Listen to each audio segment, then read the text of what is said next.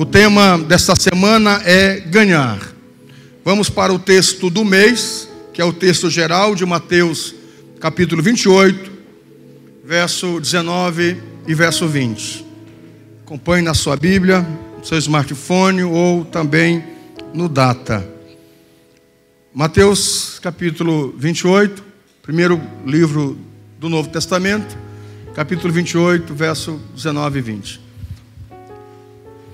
Portanto, vão e façam discípulos de todas as nações, batizando-as em nome do Pai, do Filho e do Espírito Santo, ensinando-os a obedecer a tudo que ordenei a vocês.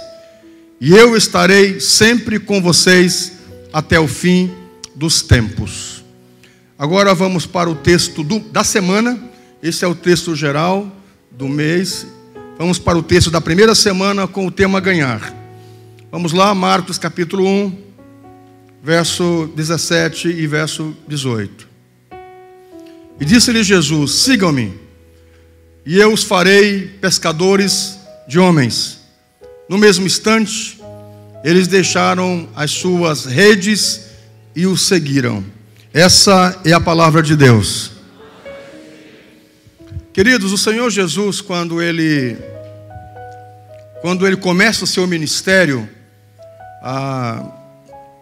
o texto é muito bem claro que a primeira missão que o Senhor Jesus ele coloca em cena não é curar ninguém, não é libertar as pessoas.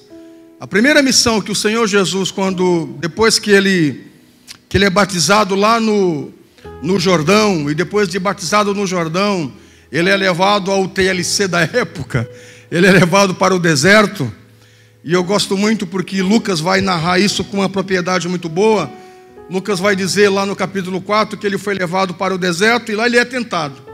Depois de tentado, ele é aprovado, não é? Ele teve um aprendizado lá no deserto. O nosso TLC aqui, não é? É o aprendizado. Depois de Jesus ele ter sido aprovado no deserto, ele desce do monte e ele vai para uma sinagoga. E é um dia de sábado. Ele desce para a sinagoga e vai ler o profeta Isaías. Lucas vai dizer isso, que ele vai abrir o pergaminho, vai abrir o rolo e vai ler o profeta Isaías, naquele texto que diz: o Espírito do Senhor Jeová está sobre mim. Isso é Lucas capítulo 4, verso 18. Ele vai recitar: o Espírito do Senhor Jeová está sobre mim, porque o Senhor me ungiu para evangelizar os pobres, dar vista aos cegos, pôr em liberdade os oprimidos e anunciar o ano aceitável do Senhor. Quando ele recita esse texto, ele fecha o rolo e diz: hoje se cumpriu essa palavra. Hoje se cumpriu essa palavra.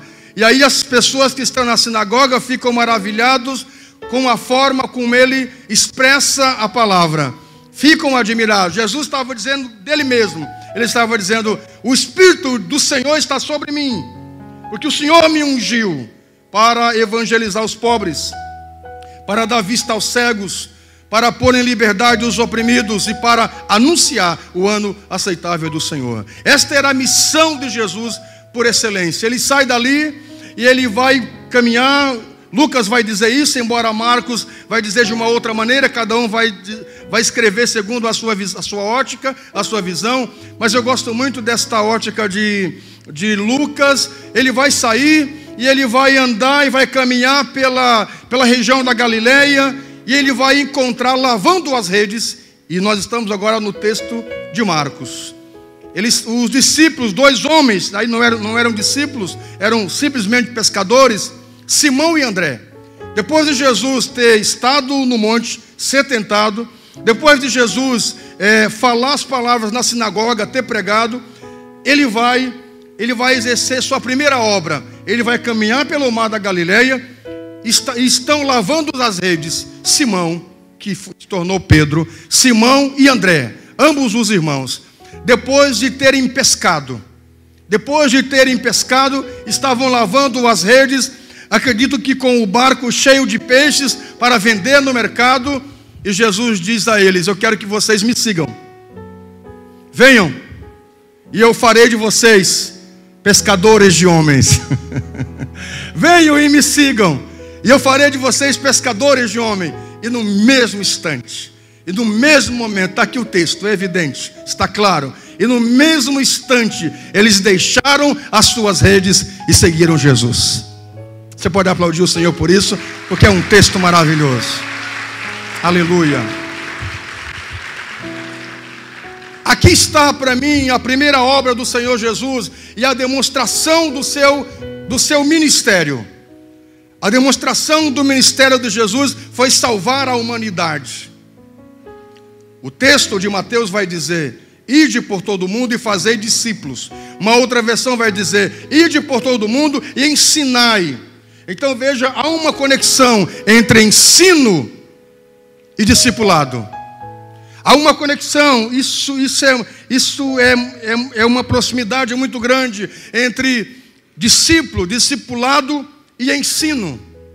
Todas as vezes que nós estamos com um discípulo na célula, compartilhando a palavra de Deus com a célula, ou os cursos que a igreja oferece, noivos, casados, pais, ou então estamos ministrando no encontro, no reencontro, ou então nós estamos com um filho, com uma filha, conversando, falando acerca das verdades de Deus, nós estamos ensinando. E automaticamente, ao estarmos ensinando, nós estamos discipulando essa pessoa que está a nos escutar, ou estas pessoas.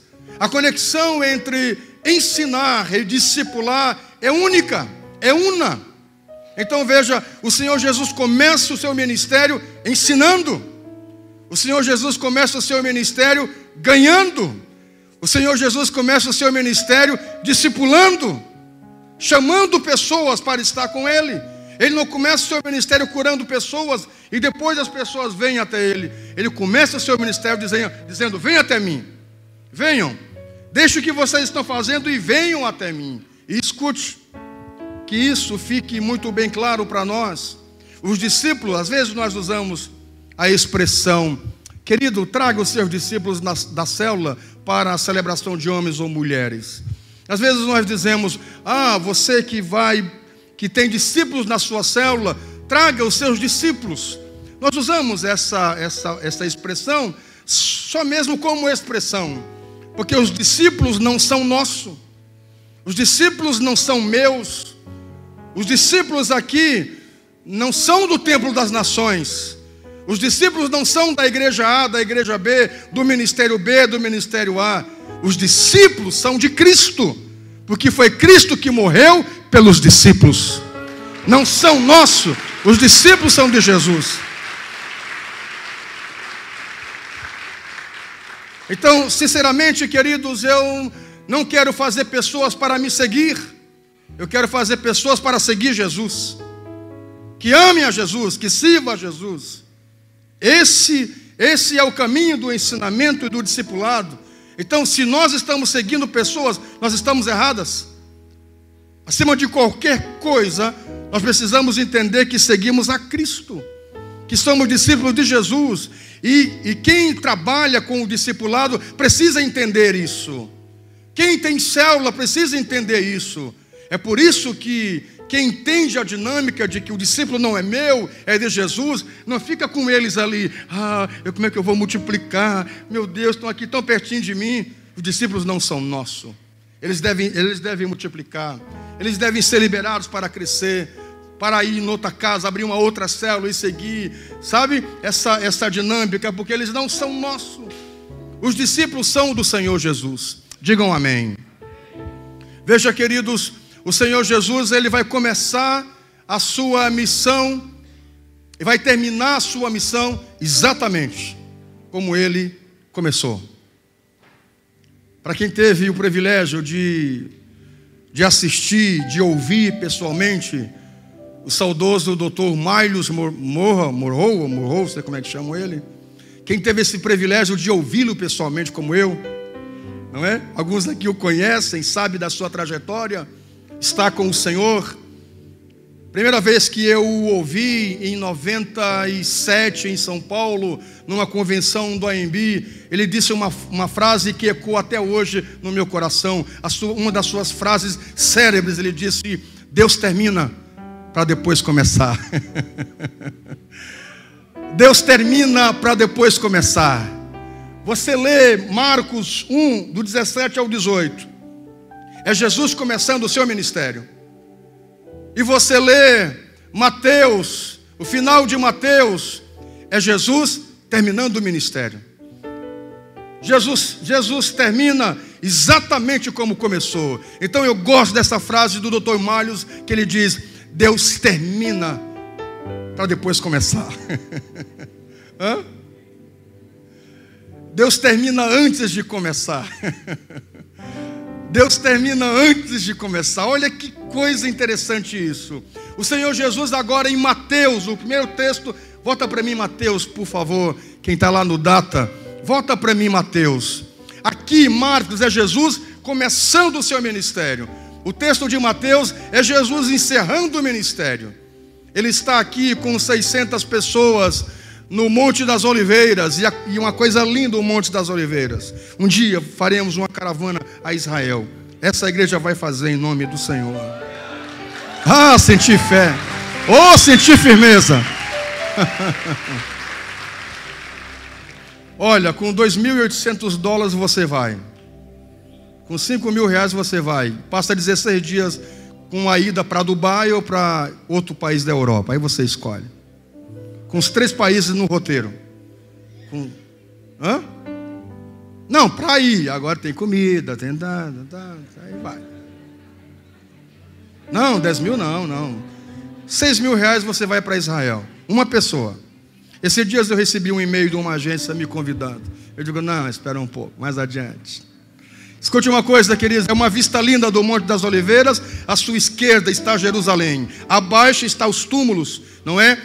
Aos pés da porta dourada, aonde eles esperam o Messias chegar, abrir a porta, romper a porta e os mortos ressuscitarem. Isso é uma outra pregação. É uma vista linda do Monte das Oliveiras. Jesus está nesse monte, nesse texto. No final do seu ministério, com 600 discípulos, Jesus diz a ele: ide por todo mundo. É a mesma coisa que ele disse: venham a mim e vamos ganhar almas. Ele diz: venham a mim e vão ganhar almas. Jesus, ele está aqui fazendo o que ele fez lá no início. Esta é a missão genuína de Jesus. Curar, libertar, ressuscitar mortos são os agregados, é o bônus de Jesus.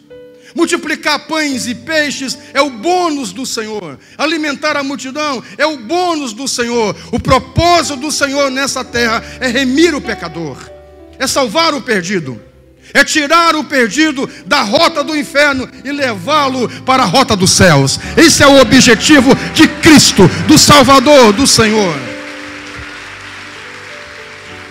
Por isso, meu irmão, não fique dizendo assim: cadê os milagres que acontecem no tempo das nações? Quando alguém se levanta e diz, e quando eu digo, vem aqui entregar a sua vida a Jesus, e uma pessoa se levanta e diz, eu quero Jesus. Não há milagre maior do que esse.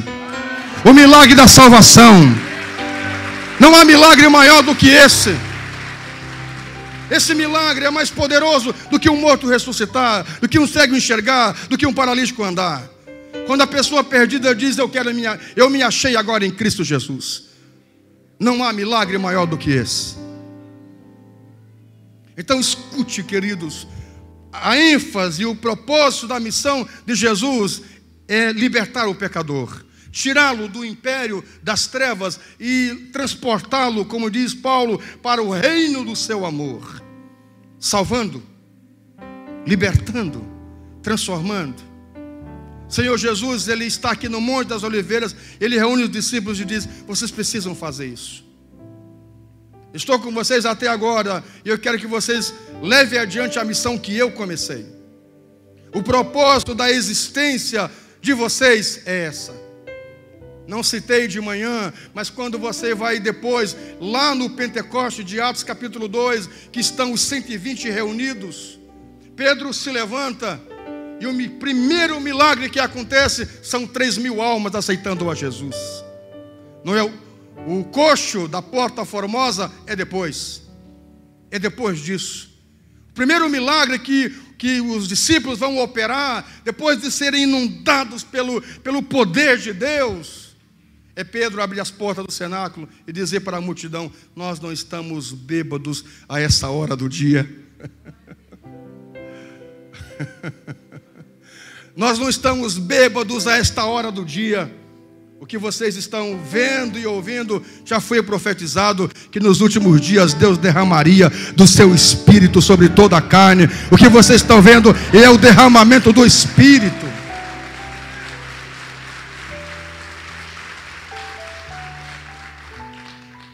O Senhor Jesus, Ele vai dizer para os discípulos que eles precisam seguir fazendo isso. O propósito, meus amados, da nossa existência como igreja não é nos reunirmos semana após semana e estarmos aqui celebrando ao Senhor, comungando, adorando, partilhando a ceia, ofertando, honrando ao Senhor com as nossas contribuições. O propósito de estarmos reunidos aqui é entendermos a essência da nossa existência, que é ser igreja. E para sermos igreja, nós precisamos cumprir o nosso papel de ser luz no mundo, de salvar as pessoas. O propósito da existência da igreja, o propósito da minha existência é ganhar vidas, é salvar pessoas, é tirar o oprimido da escravidão, é libertar o que está aprisionado. Escute, queridos, quantos à nossa volta aprisionados. Eu dizia para os amados que estavam agora há pouco, lá no coquetel do acolher, que o propósito deles estarem se juntando a essa igreja e se tornando discípulos de Jesus nesta igreja, é ser instrumentos de Deus para ganhar pessoas, para trazer as pessoas que estão nas trevas para a luz. Eu dizia a eles: enquanto vocês estão aqui comendo essa torta deliciosa, e quando vocês estão aqui comendo esse salgado maravilhoso, há muita gente se matando agora, há muita gente tirando a vida. Enquanto nós estamos sentados nessa poltrona confortável, nessa central de ar, com esse teclado, esse fundo maravilhoso, tem gente agora com o nariz desse tamanho, cheirando cocaína, com overdose, quem sabe à beira da morte. Enquanto nós estamos aqui, gente, tem muita gente tirando a vida, tem muitas pessoas perecendo. Nós precisamos fazer alguma coisa, nós precisamos ser igreja, nós precisamos cumprir o nosso papel de parar de olhar as pecuinhas, as bobagenzinhas que existem na vida de qualquer pessoa, de qualquer comunidade, e olharmos para uma causa maior dos perdidos, tirarmos as pessoas das trevas. Tem tanta gente à nossa volta que é velada a sua angústia. Tem tantas pessoas que elas chegam a pedir para nós socorro. Tem tanta gente que às vezes chega a pedir e dizer: ora por mim, me ajuda. E tem aqueles que são a maioria, que eles camuflam, que eles escondem a angústia, o vazio deles. Quantas pessoas batem no peito e dizem: eu estou muito bem, eu estou feliz, não sei o quê. Aí você está feliz mesmo? Eu estou muito bem. Você está mesmo? Não está. É só você insistir um pouco mais, elas não estão felizes. O ser humano, queridos, eles têm caído num caos de vazio que só o Senhor pode preencher. Você vai ver ao longo da história o socialismo na Rússia não conseguiu preencher o vazio das pessoas. Karl Marx chegou a dizer que o socialismo seria o máximo da evolução da comunidade, das pessoas. Quando as pessoas se juntassem todas no socialismo, seria o máximo da evolução do ser humano. Bem, cadê? Logo após isso veio o comunismo. E o comunismo na Rússia veio como uma proposta de salvar o ser humano e preencher todas as suas necessidades. Milhões de pessoas mortas. Aí você vê o nazismo na Alemanha. O nazismo que veio preencher aquele, sabe, tirar todo mundo que não presta, só os bons, a raça ariana, só judeus 6 milhões, fora os ciganos e fora os outros menos favorecidos.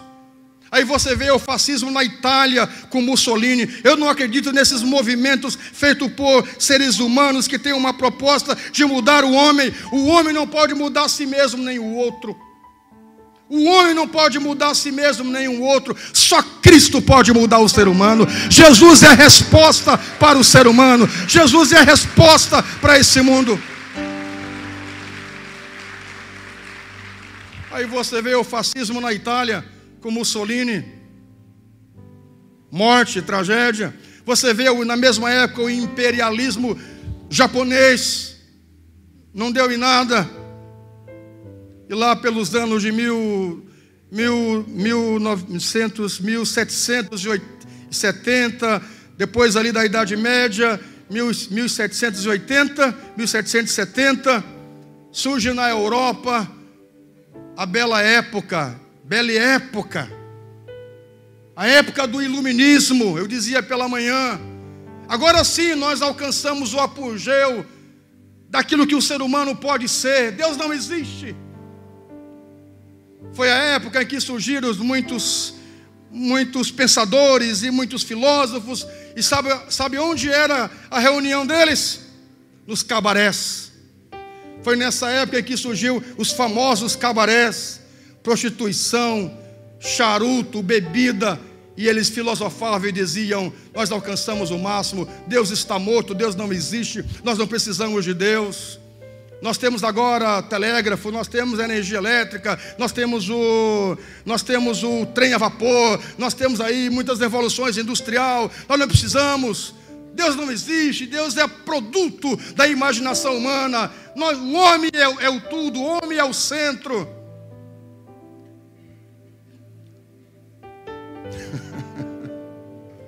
Sabe qual foi o resultado da bela época? Sabe qual foi o resultado da bela época? 1939, Primeira Guerra Mundial. Sabe qual foi o fruto da bela época? Primeira Guerra Mundial. Eu não acredito em evolução humana. Eu não acredito que o homem vai evoluindo e vai se tornando cada vez melhor. O homem em si, na sua essência, só piora. O homem na sua essência só piora. O resultado da bela época, meus queridos, foi a Primeira Grande Guerra Mundial. Só Jesus é a resposta para o ser humano. Só Jesus é a resposta para o indivíduo. Nenhum movimento humano consegue preencher o vazio do ser humano, a não ser Cristo. É por isso que a igreja tem esse papel tão poderoso, porque a igreja tem experienciado Jesus. Pelo menos precisa experienciar para ser igreja. Então não é igreja, é qualquer outra coisa. Mas se somos de fato igreja, nós temos experienciado Cristo. Eu creio que Cristo pode salvar o indivíduo. Eu creio que Cristo pode dar paz. Eu creio que Ele existe. Eu o conheço desde criança. Tive a experiência com Cristo quando criança. Sei o que é ter paz, o que é ter Deus. É possível isso, queridos. Só Jesus pode preencher o vazio do ser humano. O que nós estamos fazendo como indivíduos?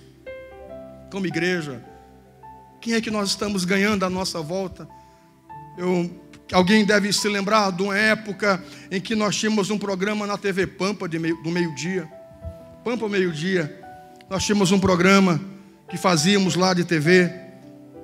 Um dia queremos voltar a evangelizar na TV. Nós começamos a voltar a evangelizar no YouTube, mas nós queremos ir mais adiante. Estamos orando para que a rádio logo se libere, para que possamos fazer programa e ganhar mais pessoas. Eu me lembro que um dia, ao meio-dia, eu estava dando uma palavra na TV, no estúdio da Pampa, ao vivo, falando ao vivo. E aí Deus me deu uma direção e eu disse: alguém aqui nessa hora que está me assistindo, e você está com um revólver na perna, e você já apontou para a cabeça algumas vezes, e você está na dúvida, se tira a vida ou não tira, se mata ou não se mata, e você ligou a TV agora, e você está me assistindo, e você parou para me assistir, e você está com vontade de se matar, mas Você está me ouvindo agora. E você está dizendo, eu vou esperar esse homem falar primeiro, para depois eu tirar minha vida. E eu comecei a dizer uma palavra de Deus na TV ao vivo e disse, você, meu amigo, que está com esse revólver na perna, querendo se matar, ligue agora aqui para o estúdio. Ligue agora, vamos atender você. Daqui a pouco tocou o telefone. Foi uma correria no estúdio, minha gente.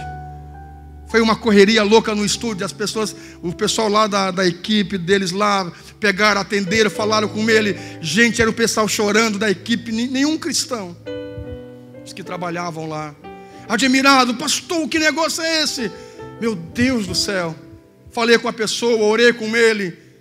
E veio um dos diretores na época e disse, eu não sei o que vai ser da Pampa no futuro. Uma coisa eu sei, pelo menos cumprimos algum propósito bom.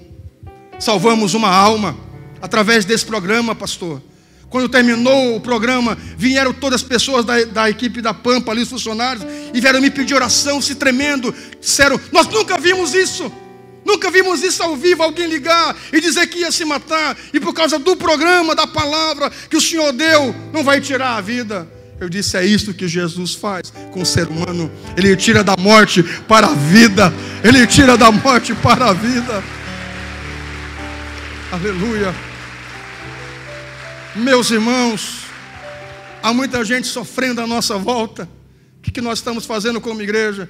Estamos disputando coisinha, bobagemzinha, pensando em grupinho, pensando isso e aquilo, sabe? Ai, querendo mais aparecer, mais em evidência. Há uma obra maior do que essa. Há um projeto maior do que esse. Eu quero gastar a minha vida em prol do reino. Eu quero, enquanto for dia e noite, anunciar a palavra do Senhor. Foi para isso que eu nasci. Eu posso fazer qualquer outra coisa, como já fiz outrora. Eu posso fazer outra coisa. Não serei completo, não serei feliz. Porque eu nasci para pregar a palavra de Deus. Eu nasci para falar do amor de Deus. Você e eu existimos como igreja para ganharmos as pessoas, tirar as pessoas das trevas, lá no seu trabalho, na sua faculdade, na sua escola, na sua volta. Há pessoas oprimidas, minha gente. Há pessoas que sentam com você e parece que está tudo bem. Se nós não tivermos um olhar espiritual, se possível, às vezes nem acontece isso, vai ter o noticiário, fulano tirou a vida, e nós estávamos perto dela. E nós tínhamos o antídoto para o seu dilema. E nós tínhamos a palavra certa. E nós tínhamos o remédio para a sua dor. Porque nós temos, que é Cristo, que é o Senhor, queridos. O que nós estamos fazendo? Aqui está uma moça, está lá atrás. Levante lá, querida. Aquela que foi colega da Francinha. Filma lá para mim, levante lá. Acho que eu vi você lá. Se coloque em pé. Como é o teu nome mesmo? Qual é o nome dela? Daiana, olha lá aquela moça bonita lá, Daiana. Aquela moça, quando adolescente, a Francinha, minha sobrinha. Aquela moça lá, especial. Vai entrar para os arquivos da igreja, querida. Olhe lá, aquela moça. Pode voltar para cá. Estudava com a França, minha sobrinha, quando eram adolescentes. E a Francinha sempre convidava ela para vir à igreja. Olha que interessante. Sempre convidava ela para vir à igreja, vinha à igreja. Passou o tempo, a França foi embora para Manaus. E a vida seguiu. E até que um dia, passou os anos, ficou uma semente. Ficou uma semente. E essa moça agora se tornou uma moça. E um dia aqui, um culto 7 da manhã, um culto despertar.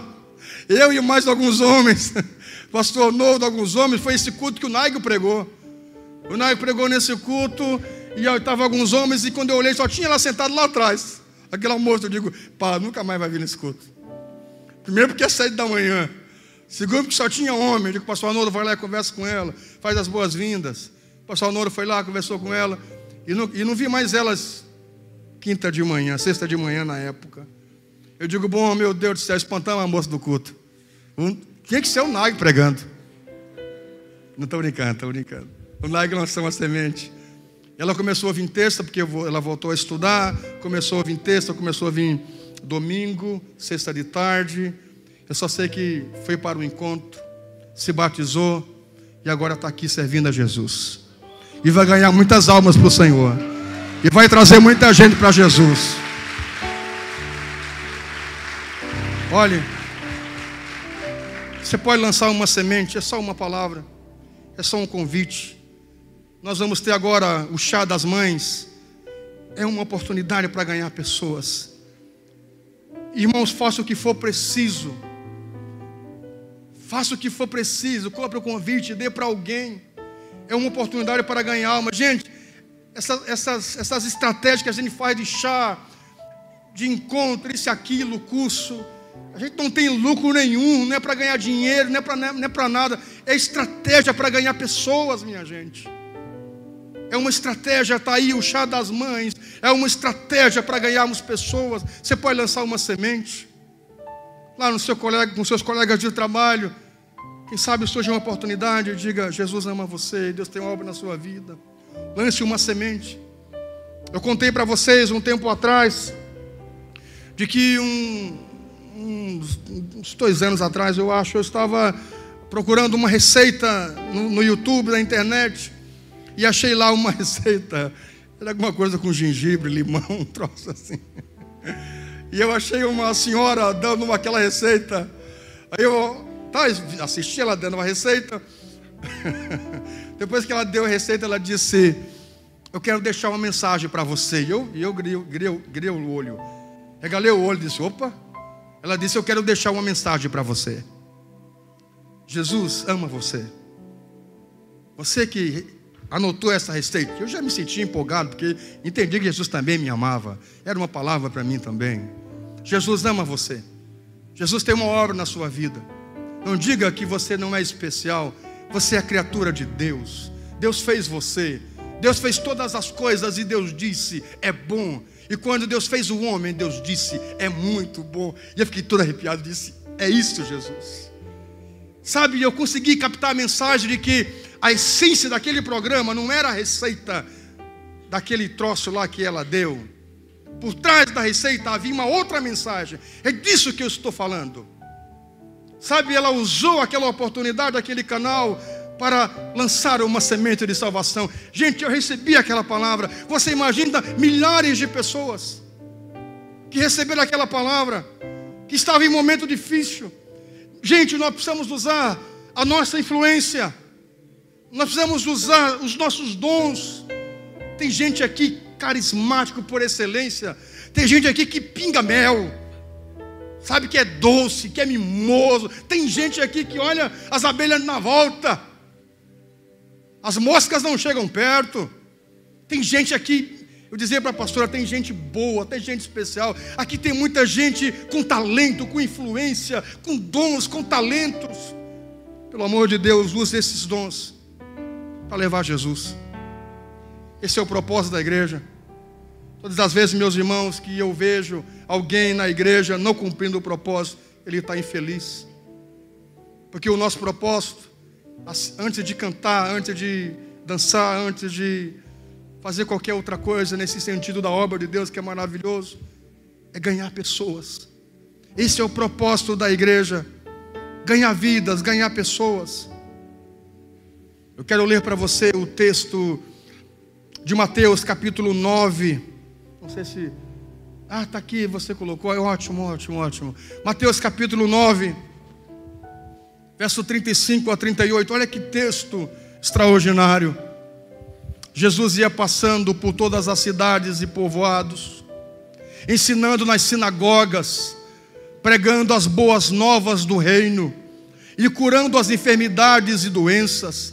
E ao ver as multidões, teve compaixão delas, porque estavam aflitas, estavam desesperadas, como ovelhas sem pastor. Então disse aos seus discípulos: a colheita é grande, mas os trabalhadores são poucos. Peçam ao Senhor da colheita que envie trabalhadores para a colheita. Queridos, essa dinâmica de nós ganharmos pessoas, essas pessoas sendo ganhas por Jesus, elas devem ganhar outras. Tem tanta coisa para a gente fazer nessa cidade, minha gente.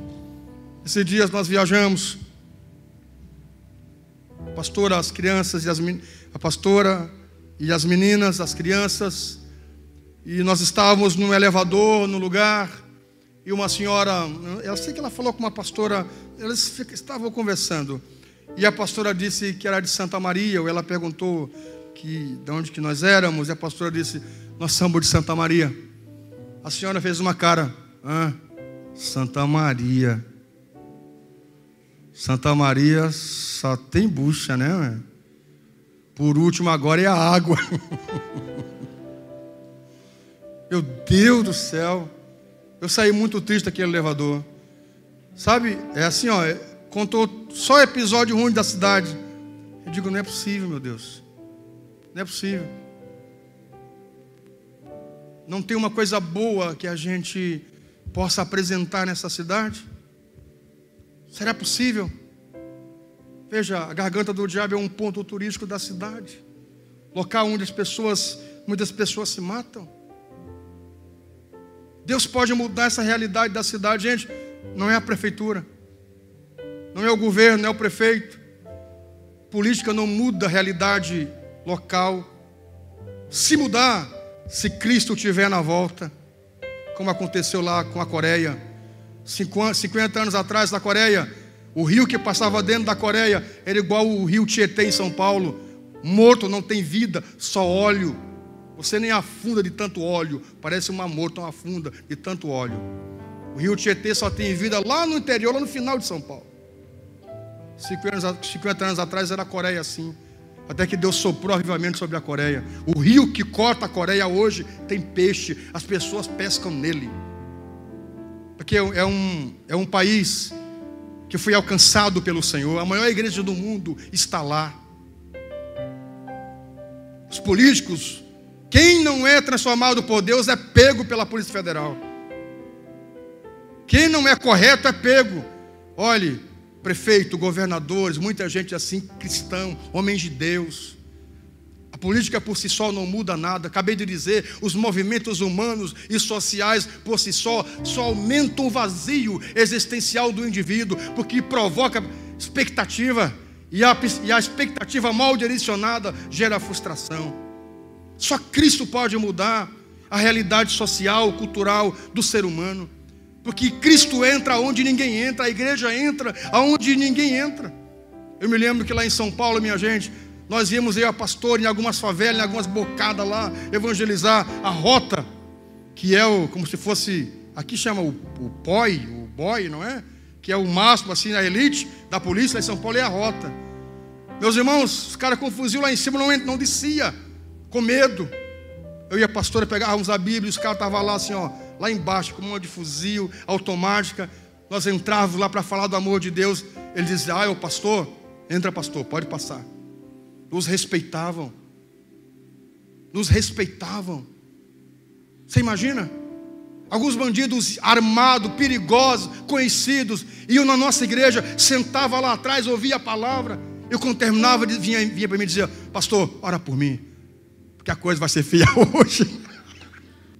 Eu dizia, não vai por esse caminho, rapaz. Nos respeitavam. Olha que coisa interessante. Em algumas comunidades a polícia não entrava, nós entrávamos lá. É o pastor e a igreja, vocês vão falar de Deus, então pode entrar. A igreja entra onde ninguém mais entra. Por isso que nós temos que fazer diferença. Gente, para mim encerrar, uma estratégia poderosa são as nossas células. Oh, meu Deus do céu! Se todos esses que estão aqui sentados se tornassem líderes de células, você imagina aqui 500 pessoas, 600 pessoas. Se cada um fosse um líder de célula, cuidando de 10 pessoas, nós teríamos rapidinho 6.000 pessoas. Não é difícil alcançar os 10%, se nós quisermos de verdade. Não é difícil. Pela manhã, quase 300 pessoas. Se as 300 pessoas fossem cada um líder de célula, mais 3.000 pessoas por trás das 300 pessoas, nós teríamos rapidamente 10.000 pessoas. E gente, 10.000 pessoas logo fariam 20.000 pessoas. Nós precisamos parar de dizer que eu não tenho condições, que eu não tenho capacidade, que eu sou muito novo, que eu sou muito velho, que eu sou muito aquilo.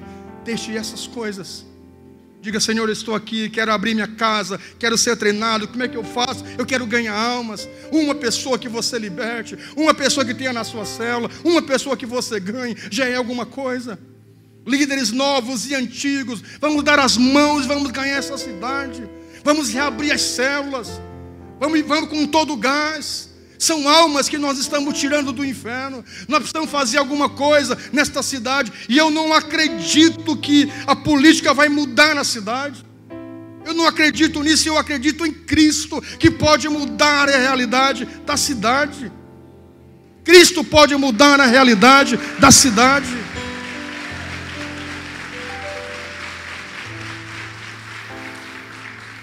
Pastora, hoje pela manhã, essa linda pastora que está toda de verde ali, de esperança, nos trazendo esperança.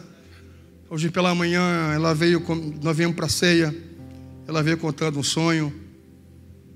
Ela disse: eu sonhei que nós estávamos na igreja, vida, a nossa igreja, construída com galerias altas, toda de concreto, não estava pronta ainda, com muitas galerias,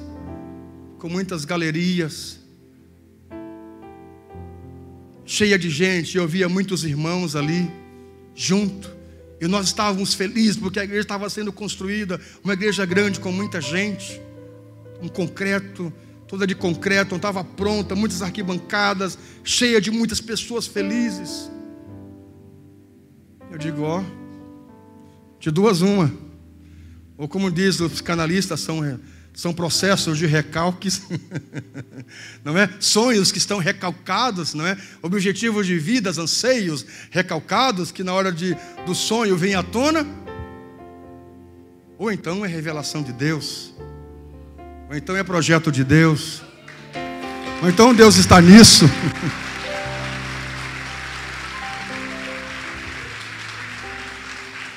Essa semana você percebe que estamos com cortinas novas. Você percebe que estamos com cortinas novas. Tiramos o que estava lá, aquelas velhas, colocamos as novas. Ficamos na dúvida se a gente faz aqui gesso ou segue cortinas. E veio o rapaz me fazer o orçamento e disse, essa semana passada, ele disse: pastor, você não quer colocar gesso em tudo aqui no teto? Eu disse: eu ainda não.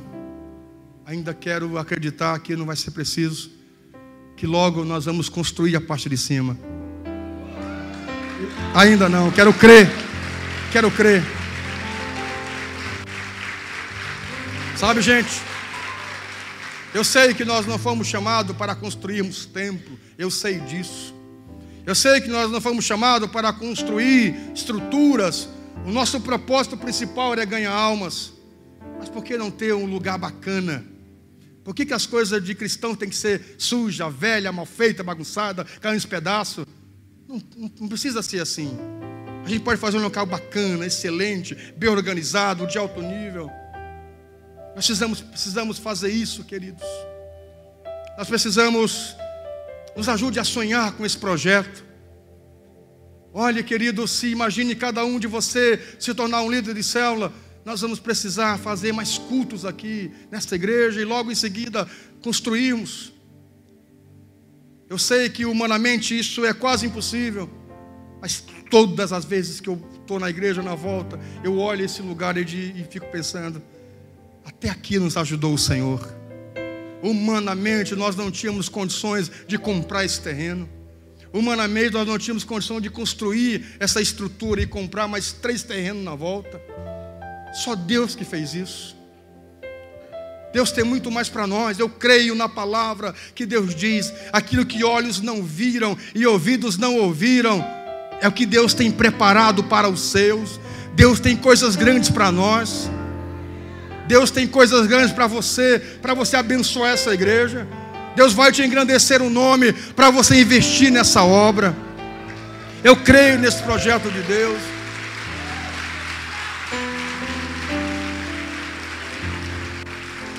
Você pode fazer isso mais animado, mais feliz.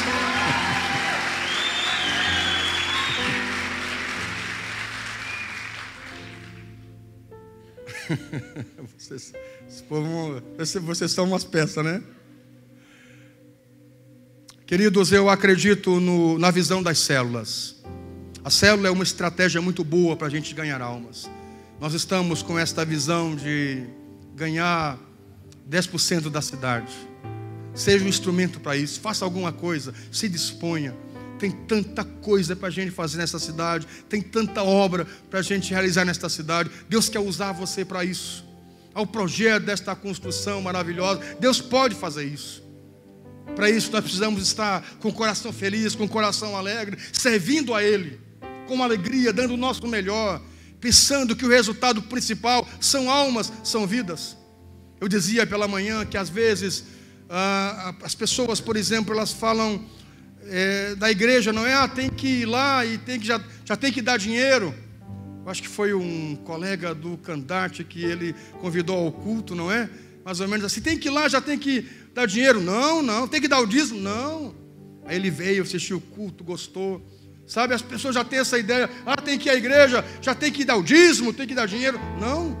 E foi um culto que eu cheguei e disse, nessa igreja ninguém é obrigado a ofertar. Nós ensinamos isso sempre. Se você ofertar, se você dizimar, é porque você quer convidados, visitantes, fique bem à vontade, não precisam. Mas se você quiser contribuir, você está vendo, central ligada, ar-condicionado, ventilador, luz, um monte de coisa, projeto social. Então você está vendo tudo isso, por que não contribuir? Por que não fazer com uma alegria? Aí ele disse, que bacana, vocês têm projeto social, vocês ok, sabe?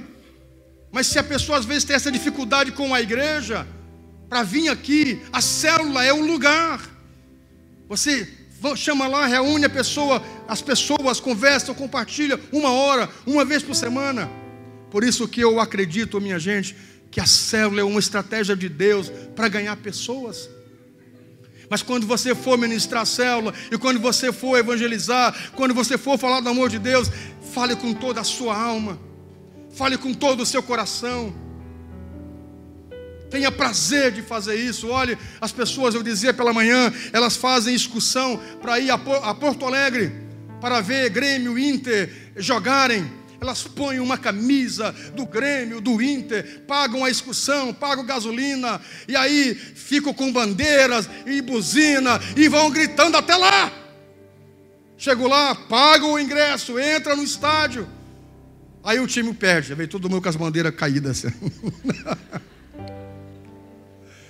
Por que para a igreja as pessoas não podem vir felizes? Olha, as pessoas fazem isso, os torcedores vão e fazem uma loucurada, ninguém diz nada. Isso é a paixão pelo futebol. Aí se chega um crente, vem lá no ônibus, uhul, aleluia, glória a Deus. Crente, você é doida, a gente é doido. Por que você está assim, essa vibração toda? É porque hoje é Santa Ceia, eu estou indo para o templo das nações, cear com Deus, coisa boa, maravilha.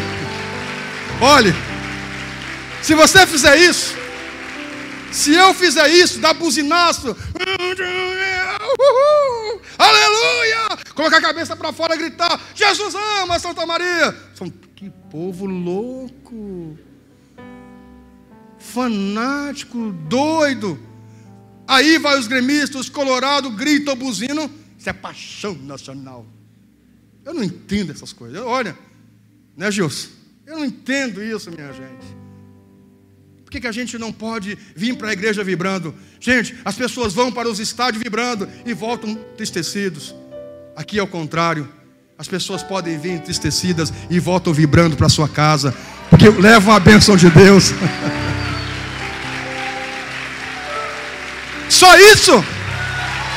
Mais. Aleluia! Glória! Se coloque em pé em nome do Senhor. Aleluia, pegue o pão, levante para o alto. Santo é o nome do Senhor Jesus. Aleluia, Deus. Obrigada, Pai. Obrigada por cada vida neste lugar. Obrigada pelos teus filhos que desceram as águas do batismo, no nosso último batismo. Obrigada, Deus maravilhoso, por cada um dos teus filhos que estão aqui também, Senhor. Estão vindo para a igreja e são novos discípulos do Senhor e que te servirão nessa igreja, Pai. Obrigada, meu Deus. Muito obrigada. Levante o pão, amada igreja, porque eu recebi do Senhor o que também vos entreguei. Que o Senhor Jesus, na noite em que foi traído, tomou o pão e, tendo dado graças, Ele disse: fazei isso todas as vezes em memória de mim. Participem todos do pão nessa noite. Levante o cálice. Depois de haver ceado, Ele tomou o cálice e disse: este cálice é a nova aliança no meu sangue. Façam isso todas as vezes que vocês comerem e beberem em memória de mim. Porque todas as vezes que vocês comerem do pão e beberem do cálice, vocês anunciam a morte do Senhor até que Ele venha. Participem todos do cálice.